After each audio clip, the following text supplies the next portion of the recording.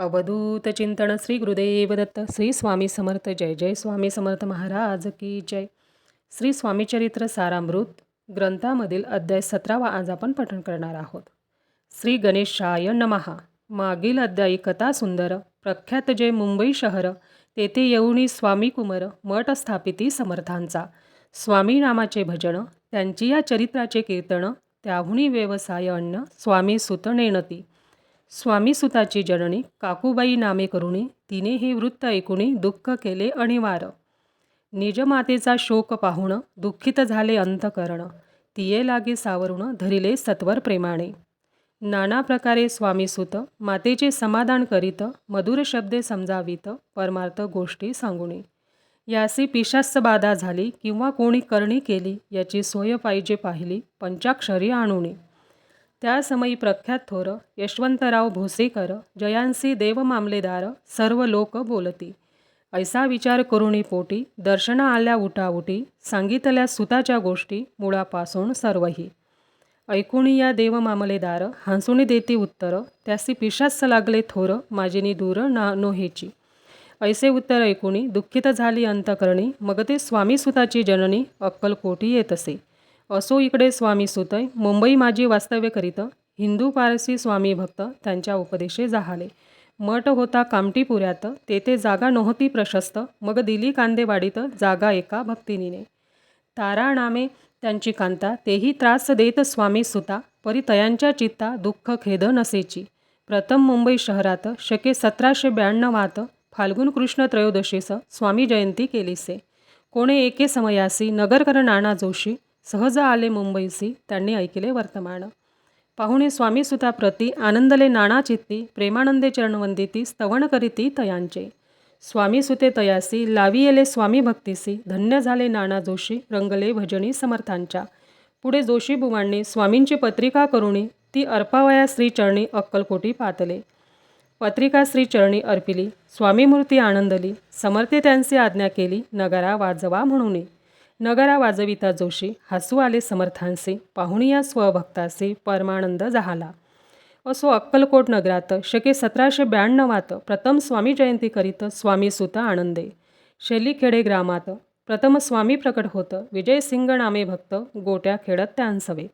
स्वामी सुत दिवसेंदिवस स्वामी भक्ती करी विशेष जन लाविले भजनास कीर्तिध्वज उभारिला. मना माझी धरुणी कामना कोणी येताची दर्शना त्यांची समर्थ करीती आज्ञा सुताकडे जावयाची. स्वामी सुतही त्यांप्रती मनातील खूण सांगती ऐकुणी जनचकित होती वर्णिती ख्याती सुताची. एकदा सहज स्वामी सुत अक्कलकोटी दर्शना येत तेव्हा समर्थ राजवाड्यात राहिले होते आनंदे. स्वामी दर्शन घेतल्याविन तोण सेवी उदकान्न ऐसे दिवस झाले 3 निराहार राहिला.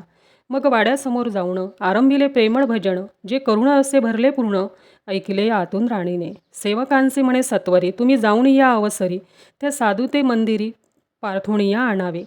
पाहुणिया समर्थांचे उल्हास सुताच्या मानसी धावणिया योगेसी मिठी चरणी घातली. निज सुता ते पाहुणे आनंदले समर्थ मणी कर फिरविला मुखावरुणी हस्ती धरुणी उठविले. अक्कलकोटी त्या अवसरी बहुत होते सेवेकरी परी समर्थांची प्रीती खरी स्वामी सुतावरी होती. स्वामी सुत रात्रंदिन समर्थापुढे करीती भजन पायी खडावा घालून प्रेमरंगे नाचती. एके दिवशी श्री समर्थ बैसले असता आनंदात स्वामी सुत भजन करीत पायी खडावा घालून. एकांत समय साधुनी समर्थ सांगती तया काणी आम्ही जातो निज धामी वारसापुढे चालवावा. स्वामी वचन ऐकुनी स्वामी सुत निशब्द होई कल्पना न साये त्यासी स्वामी विन कैसे जीवन. वारंवार विनवी स्वामींसी ऐसे न करावे काही मी अजान लेकरू तू माझी आई. स्वामी धरिती हृदयाशी म्हणती आम्ही तव हृदयी वास करून इच्छिती चिंता न काही करावी. असो मग स्वामी सुत ते स्थळ सोडून त्वरित नगराबाहेर येत मार्ग धरित मुंबईचा.